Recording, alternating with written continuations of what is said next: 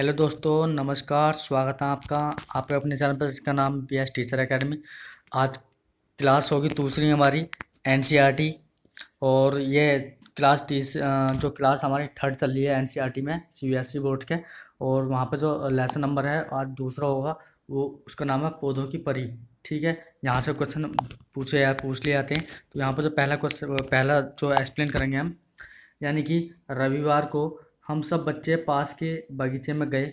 वहाँ सबने छुपन छुपाई और अंताक्षरी खेली। बहुत मज़ा आया। फिर दीदी ने कहा, आओ मैं तुम्हें एक नया खेल सिखाती हूँ। हमने पिछले कैंप में इसे खेला था। मैं बन जाती हूँ पौधों की परी। ठीक है, और पौधों की परी जिस चीज़ का नाम लेगी तुम्हें उसे छूना होगा। दीदी ने खेल शुरू किया। वह बोली, पौधों की परी कहती है किसी पौधे को छू लो। ठीक है, इतना सुनते ही सब बच्चे पौधे को छूने भागे। चलिए आगे देखते हैं। देखिए भी, अम्मू। ठीक है, अम्मू क्यारी में लगे गेंदे के पेड़ को पकड़कर बैठ गई। और ये जो शबनम है, शबनम ने क्या करा, शबनम ने चमेली की जो बेल को छू लिया। ठीक, और आगे जो है दयाराम ने क्या करा था, दयाराम ने नीम के पेड़ को पकड़कर खड़ा हो गया। और माइकल ने मेहंदी की झाड़ी को छू लिया। ठीक है, आगे देखते हैं आगे क्या है। देखिए आगे ये जो क्रिएटिविटी दे रखी है यहाँ पर कुछ, तो यहाँ से सीटेट के क्वेश्चन हर बार पूछे जाते हैं, है ना। क्रिएटिविटी में से ज़्यादातर क्वेश्चन पूछ लिया जाता है।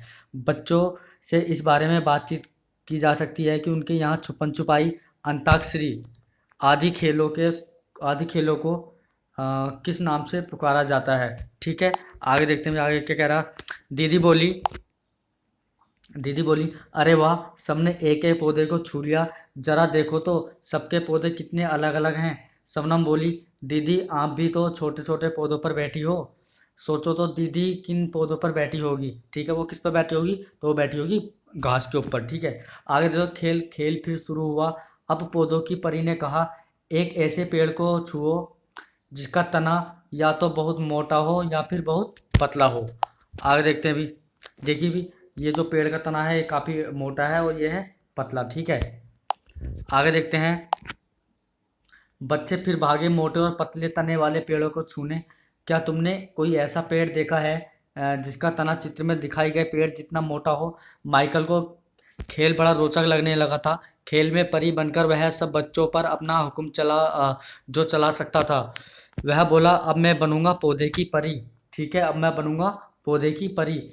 पर मैं परी, चलो बन जाता हूँ। सब हंसे और करने लगे परी के आदेश का इंतजार। माइकल बोला, सब बच्चे जल्दी से मुझे कुछ पत्ते लाकर दो। ठीक है, दीदी ने कहा, लेकिन ध्यान रहे तोड़कर नहीं। सब दौड़े, पेड़ और जो पत्ते नीचे पड़े मिले उन्हें उठा ले आए। ठीक है, आगे देखते हैं। क्रिएटिविटी जो दे लगी यहाँ पे, ये इसको पढ़ लीजिए, ये है ज़्यादा ही मोट। ठीक है, बच्चे यह खेल खुद खेलकर पेड़ पौधों में पाई जाने वाली विविधता को देखकर महसूस कर पाएंगे। अलग अलग बच्चे यदि पौधों की परी बनेंगे तो अच्छा होगा, क्योंकि वे खुद वर्गीकरण का आधार चुनेंगे। यानी कि अगर बच्चों को क्लास के अंदर बैठकर पढ़ाया जाए तो बच्चा इतनी जल्दी नहीं सीखेगा जितना बच्चों को क्लास के बाहर ले जाया जाएगा।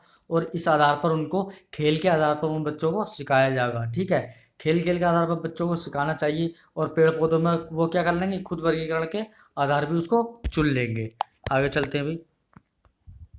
देखिए भी, आगे है ये पेड़, ये पत्ते दे रखे हैं। ये सारे क्या हैं, पत्ते दे रखी हैं। ये पीपल की पत्ती है। ठीक है, ये नीम की पत्ती है। ये सारी अलग अलग पत्ते दे लगी हैं। ठीक है, अब दयाराम ने कहा, मुझे तो पता ही नहीं था कि पत्ते इतनी तरह के होते हैं। देखो, कोई गोल है, कोई लंबा है और कोई तिकोना है। ठीक, कोई गोल है, कोई लंबा है और कोई तिकोना है। अम्मू बोली, इन सब रंग भी कितने अलग अलग हैं। कोई हल्का हरा तो कोई गाढ़ा हरा है, कोई तो पीला लाल बैंगनी है। एक पत्ता है तो हरा, पर उसमें सफ़ेद धब्बे हैं। ठीक है, उसमें कैसे धब्बे हैं, तो उसमें सफ़ेद धब्बे हैं। आगे देखते हैं। शबनम बोलती है, देखो पत्ते के किनारे भी तो कितने अलग अलग हैं। किसी पत्ते का किनारा सीधा है तो किसी का कटा फटा, कुछ के किनारे तो अलग आरी की तरह हैं। अब मैं बनूंगी पौधों की परी। अम्मू और शबनम जो है इकट्ठे बोली, है ना। क्या बोली भाई, इकट्ठे बोली। दीदी ने कहा, अगले इतवार को बनना, अब घर जाने का समय हो गया है। रास्ते में दीदी ने सब बच्चों को एक कविता सुनाई। अब देखो भाई, आगे है ये क्रिएटिविटी दे लेके यहाँ से क्वेश्चन बनता है। अध्यापकों अभिभावकों के लिए संकेत का चिन्ह। बच्चे विभिन्न प्रकार के गिरे हुए पत्तों को इकट्ठा कर सकते हैं और उनके पौधों के नाम पता कर सकते हैं। ये बिल्कुल राइट है। यानी कि जो बच्चे हैं विभिन्न प्रकार के गिरे हुए पत्तों को इकट्ठा कर लेंगे और क्या कर लेंगे, वो पत्ते इकट्ठे करते करते उन पत्तों के जो पत्ते थे उनके पेड़ों के नाम भी वो याद कर लेंगे। ठीक है, आगे चलते अभी। देखिए एक कविता दे लेके बहुत प्यारी सी है, इसको कविता को देख लीजिए। देखिए भी पहले दे लगा है पत्ते हरे हरे और गीले ढीले, लाल बैंगनी और कुछ पीले, तरह तरह के होते पत्ते, बड़ी तरह के होते पत्ते, कुछ हाथी के कान के जैसे, फड़फड़ाए शैतान के जैसे, कटे फटे कुछ मुड़े तुड़े, खाए कुछ को पान के जैसे, सुबह सवेरे बड़े अंधेरे, ओस के आंसू रोते पत्ते, लगे कोई तितली कोई भौरा, रुएदार कोई बिल्कुल कोरा, बनता कोई सूख के कांटा, कोई चिपक कर बना कटोरा, साए साए सन सन फड़ फड़ हवा चले तो करते बड़बड़, दिन भर रहते खिले खिले, सूरज के संग सोते पत्ते, तरह तरह के होते पत्ते, बड़ी तरह के होते पत्ते। ये जो कहानी है ये किसने लिखी है? विजेंद्र पाल सिसोदिया ने ये कहानी लिखी है। ये कहानी मतलब ये कविता है, ठीक है। ये जो कविता है ये किसने लिखी है? ये कविता लिखी है विजेंद्र पाल सिसोदिया ने। एनसीईआरटी जो हिंदी का जो पेपर होता है, हिंदी का जो लैंग्वेज के जो पेपर होते हैं इंग्लिश और हिंदी, यहाँ से वो क्वेश्चन बना लेता है और इन कविता को दे देता है और यहाँ से क्या करता है, इनके क्वेश्चन को उत्तर पूछ लेता है संदर्भ से। ठीक है, चलिए अब आगे देखते हैं।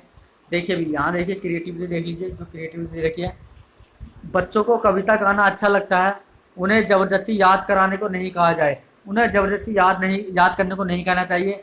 अच्छा होगा कि सभी बच्चे कक्षा के में साथ साथ गाएं, यानी जो कक्षा में क्रिएटिविटी हो रही है उनमें वो भाग लें। ठीक है, तो क्या होगा, उनसे बच्चों का जो क्रिएटिविटी है और जो सोचने की क्षमता उनकी उन्हें अवसर प्रदान करना होगा, यानी कि उन्हें खोजने का, है ना, और रचनात्मक पर बल देना। ये सब ये एक छात्रों का प्रश्न पूछना, छात्रों से प्रश्न पूछना, लचीलापन होना, बाहरी वातावरण से जोड़ के पढ़ाना, ये सब छात्रों के लिए एक मतलब कह सकते हैं सर्वांगीण विकास का ही एक अवसर है। ठीक है, आगे आगे देखिए भी आगे क्या है। कविता के चारों तरफ बने पत्तों में रंग भरो, कुछ पत्ते इकट्ठा करो जैसे नींबू। किसके? सबसे पहले हमें नींबू, आम, नीम, तुलसी, पुदीना, हरा धनिया, इन पत्तों को मसलो और उनकी महक सूंघो, यानी कि इनको हम फसलों को मसलो और फिर क्या उनकी महक सूंघो। ठीक है, क्या सभी पत्तों की महक एक सी होती है? क्या तुम सिर्फ महक से इन पत्तों को पहचान पाओगे? देखो कितने सुंदर चित्र बने हैं। हाँ, ये सूखे पत्तों से ही बने हैं। ठीक है, आगे देखते हैं अभी। देखो ये सूखे पत्ते हैं और इन पत्तों से क्या बने, चित्र बना लगे। ठीक है, चूहे का चित्र बना रखा है। ठीक है, और आगे है ये भी एक ये हाथी का मुंह बना रखा है। ठीक है, ये कोई कुछ और है। ठीक है, जो भी है।